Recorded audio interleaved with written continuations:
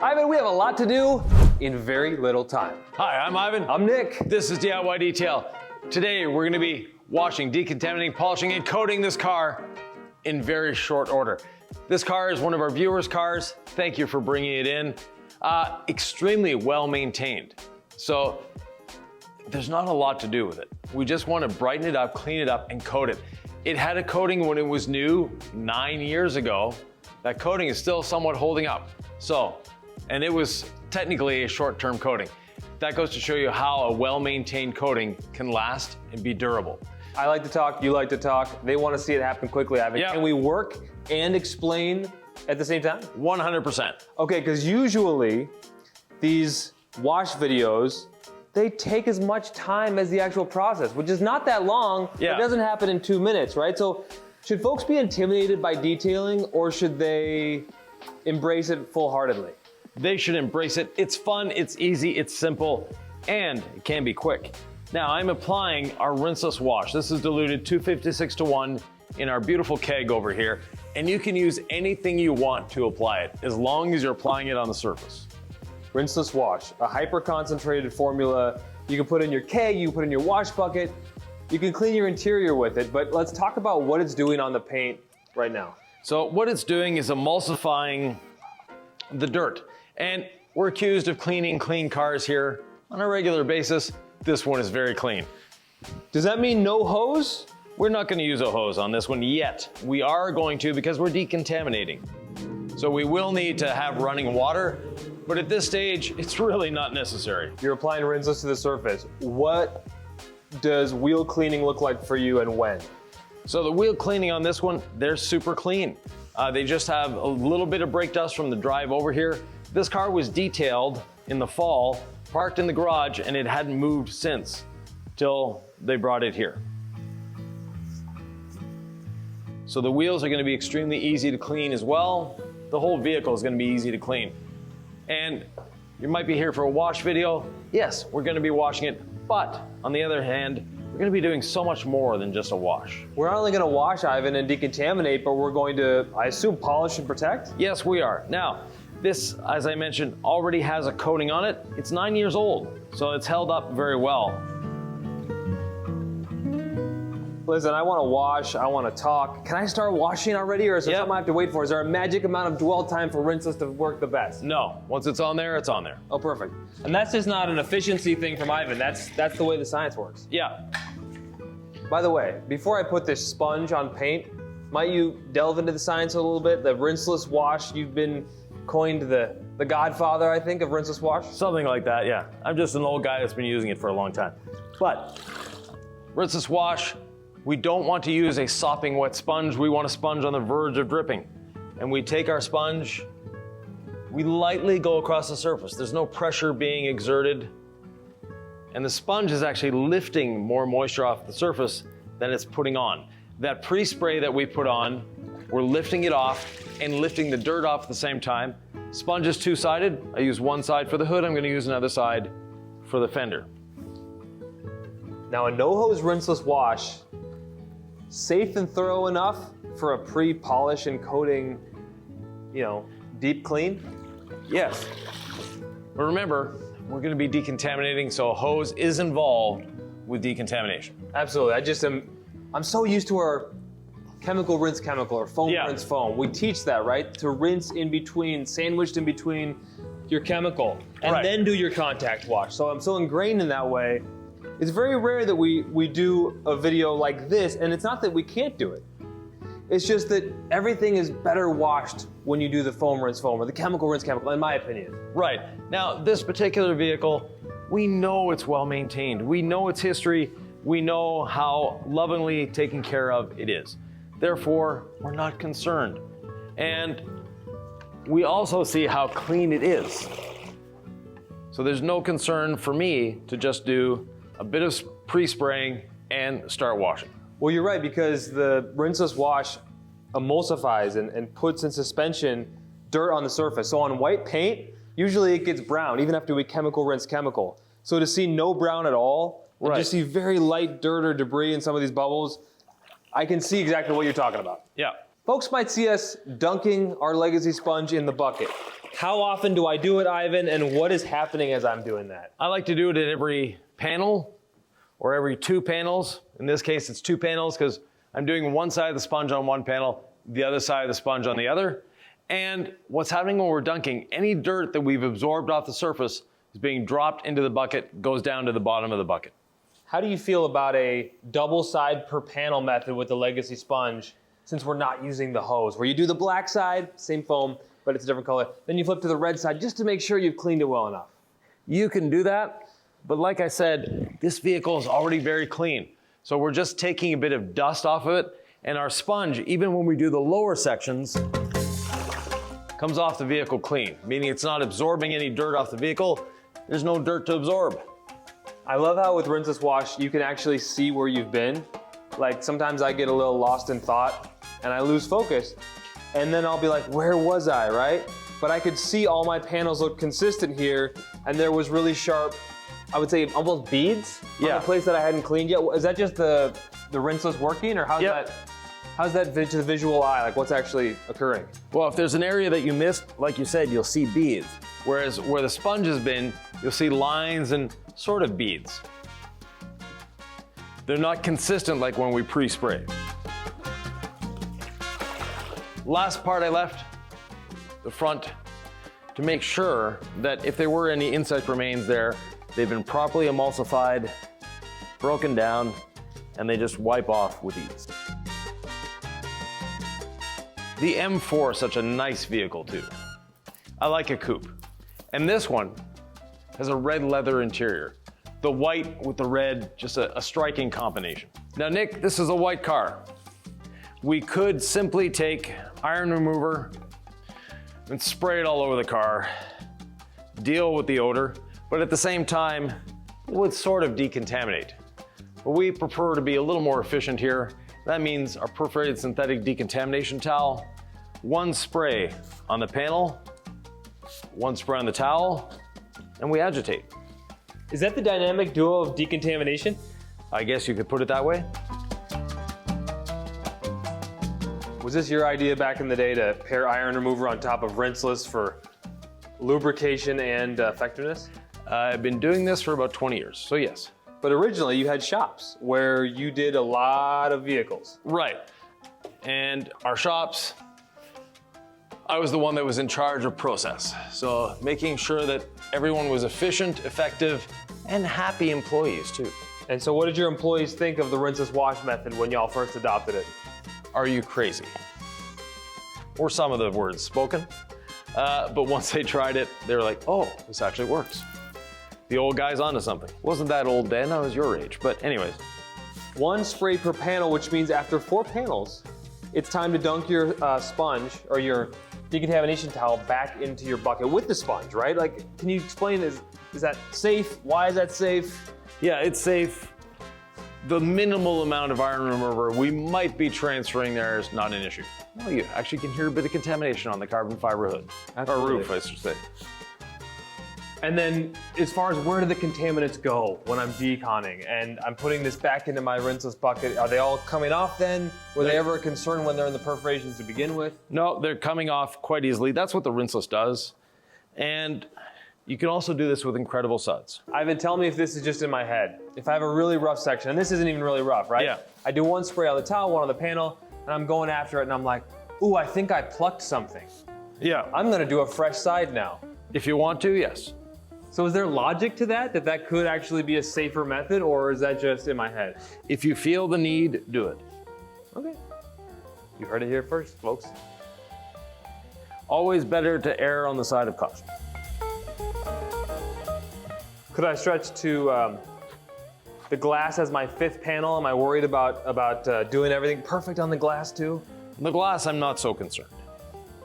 Now, if you know that you've got a shard of something, which you shouldn't because we've washed the vehicle, but if that's the case, then don't do the glass either. Now those red or purple streaks that happen when you're using iron remover, that's on a really dirty vehicle or even something that actually gets driven a lot. Yeah. Are there tracers or anything in terms of the suds that you can tell, okay, this panel was decon and this one wasn't, as we work around the car without hosing anything off? Right, well, there's no suds with the Rinseless Wash, therefore if you have suds, that's from the iron remover. Let's talk about suds. I mean, is suds the indication that we have lubrication here? No, it's just a byproduct of the lubrication. You want to talk about how our iron remover is actually formulated to have surfactants, but also, that lubrication is a big part of it. It's not just working on the iron. No, it's designed as a lubricant, it's designed as a cleaner. Like you said, the iron removal part of it is the biggest part. Do all of these steps, products and processes, work on PPF as well? Because I'm seeing matte vehicles in the future and hypothetical questions on YouTube. By the way, we answer all of them. Yeah. But they might say, can I do this on matte or PPF or vinyl? The whole front end of this vehicle is paint protection film. There's paint protection film on the rocker panels. It has what's called the track pack. So yes, there's paint protection film on this vehicle, and we're decontaminating it. For our BMW fans out there, what series of BMWs interests you the most? The M, the 3s, the 5s, the 4s, the 2s, the 1s, the Zs, the Zs. Is it time to clean wheels? Well, I'm gonna put a bit of iron remover on them, just to see, because they are BMW wheels after all, meaning a bit of brake dust. And we already have the rinseless on there first. Yeah. Is it important to have rinseless before iron remover?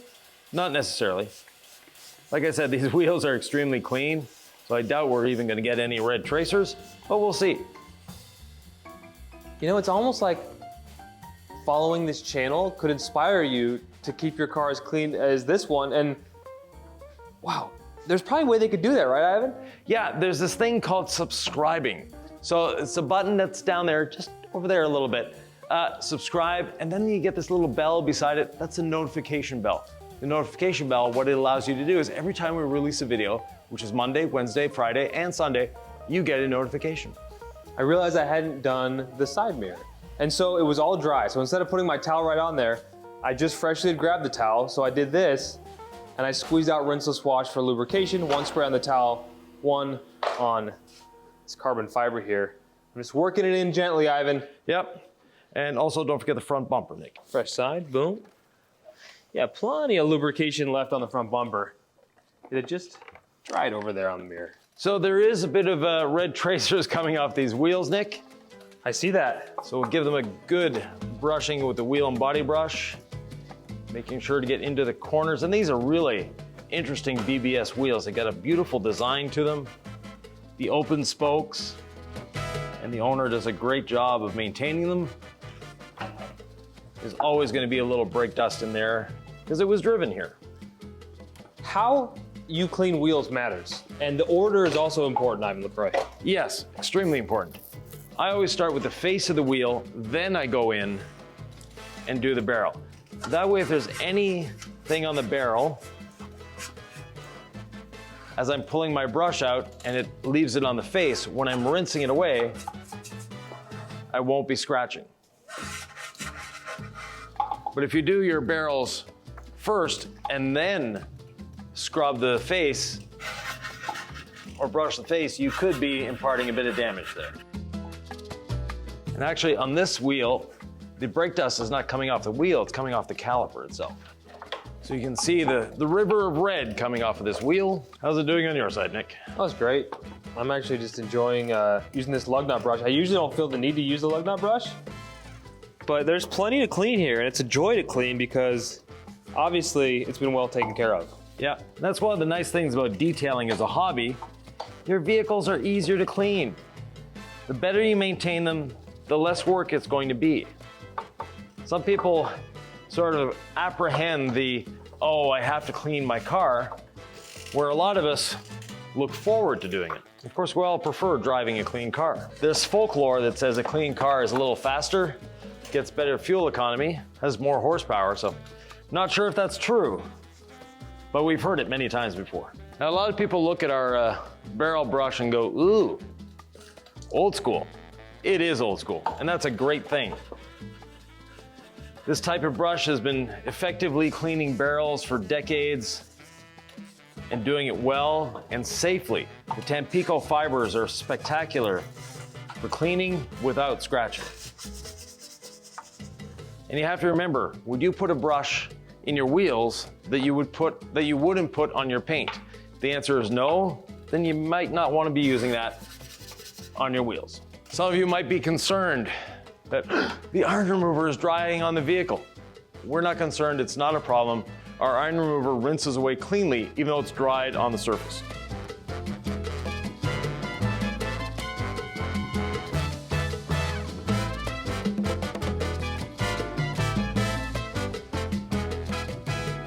All right, Ivan, you promised quick. This is taking a while. Let's go. Yeah, we've been all of 18 minutes so far, Nick. Come on, I thought we'd be done by now. LaCroix.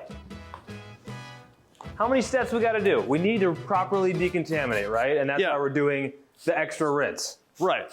Using a water spot remover, just lightly glancing, missing it on the surface, because we're gonna be using a towel to spread it. A rinseless dampened towel will do a great job in getting it on the surface, moving it around, and making sure that we get everything on this surface covered. When Ivan says dampen, he means dampen, not dripping, not wet. Less rinseless wash to move around the paint, he says. Yeah. So you squeeze it out. When you think you've squeezed it out enough, do it again. All right. And now with this step, is letting the water spot remover dwell before I agitate like an important part of the cleaning or decontaminating? Not at all. You want it on the surface and you want to spread it. That way, then it can dwell after you've spread it. As I've asked you on a couple other steps, what will we see on the paint potentially change once the water spot remover has hit the surface? In this case, not much, because the paint is very hydrophobic already. If your paint is cloaked in minerals, then you're gonna see the underlying surface come back. We mentioned this before, this is an extremely well-maintained vehicle. Therefore, the beading was already great. There's no flat spots or anything. So with that, very easy. We're going to agitate, let it sit, and then rinse it off, and we'll be ready to dry and polish. I'm just making sure your feet are dry, Ivan.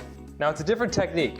You don't actually flip your towel ever, because all we're doing is lightly getting that water spot remover into the pores of this paint. Ivan, we've deeply cleaned it already, but still folks are gonna say, wait, what? You don't flip the side of the towel? No. We know the surface is clean. We're not concerned that we're going to be damaging anything or dragging any dirt around, because there's no dirt to drag around. You have to be very methodical when you're washing a car. It's very cathartic, but making sure that you're methodical means you're getting over every part of it. You're not in a rush. The slower you move, the faster you work. Being methodical also reduces the chance of missing spots, and you're gonna do a better job.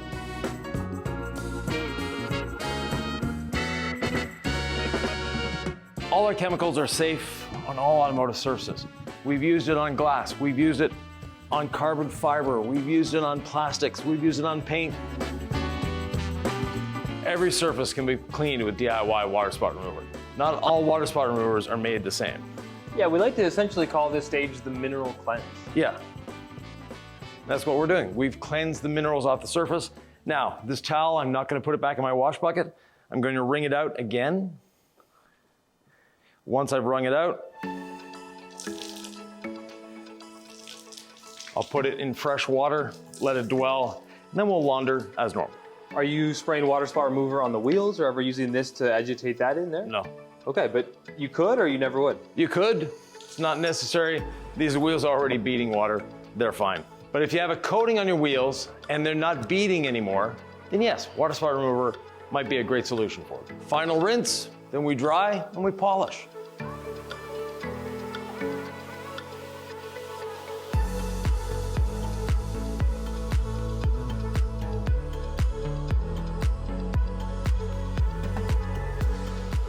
All rinsed and ready to polish. Those beads are wild. Yep. Clearly someone has been taking care of their paint. So what's the conversation, Ivan? What does he want?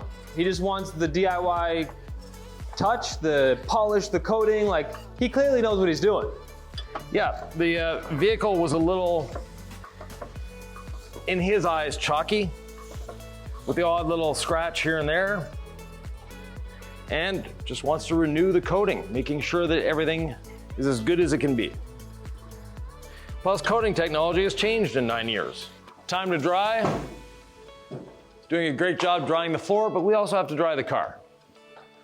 If you don't keep up on the floor, it's like anything in a garage. You wouldn't want to be a little haphazard and messy, right? I want everything to be in order on my job site. Yeah. It wasn't always like that, Ivan. I used to be a little sloppy, but I'd say, but the car looks great. And I had to have those explanations with customers, those conversations where I'd tell them, well, I've got 2 jobs and I got a lot going on. This is why there's a pile. It just feels better to have a clean shop, doesn't it? Yep, it sure does. So do you believe in cleaning up as you go or cleaning up at the end of the day? Like, what's good shop etiquette? Cleaning up as you go when it's appropriate to do so. So you don't stop after every panel and clean up. But when you're done a certain portion of the vehicle, a certain operation, then eliminate that operation from your site and move on to the next one. As we dry here, we're not using a drying lubricant. No. But we're gonna have some drips left over. We will, and with the gold standard polishing system, a little drop here and there is not a big concern because we're always working with a damp, clean pad. Is that another efficiency thing that you've built in through your shop years? Yes. Having a polish that's compatible with your wash media? Yeah. Your wash solution? Actually, many times in our shop, we didn't even dry the cars. We let them air dry. Really? But we knew we were going to be polishing. The only thing we dried was the windows. Let the car drip dry for the rest. We're going to be polishing off any minerals that might have been there from our water. Now, here in this shop, our TDS, for those that care to know these things, is over 500, meaning I'm not going to let water dry on the surface. But in our shop where we're actually on well water, but we had extremely good well water. TDS was under 50. What's your dry and towel of choice, Ivan LaCroix? For me, actually our 3-pack of small towels is great, but the drying blanket does a great job too. I like to anchor the towel somehow so that if it falls out of this hand, it doesn't go in the trash can. Yeah. I'm not saying I have the perfect form, but the principle of anchoring your drying towel on vertical panels with your upper hand certainly makes sense to me. Speaking of high TDS water, I'm going to dry these wheels before Mother Nature does. So a couple sprays of ceramic gloss. Get these wheels nice and dry. That way they'll be done for the rest of what we're doing to this vehicle. Now, looking at this vehicle, technically, we don't need to polish this, but we will because we want to abrade that older coating to be able to put on a new coating. And that abrasion is going to come in the form of our gold standard pad, gold standard polish. We don't need any more than that. In the meantime, what video should they be watching to sort of tee up for that? Probably this one, Ivan.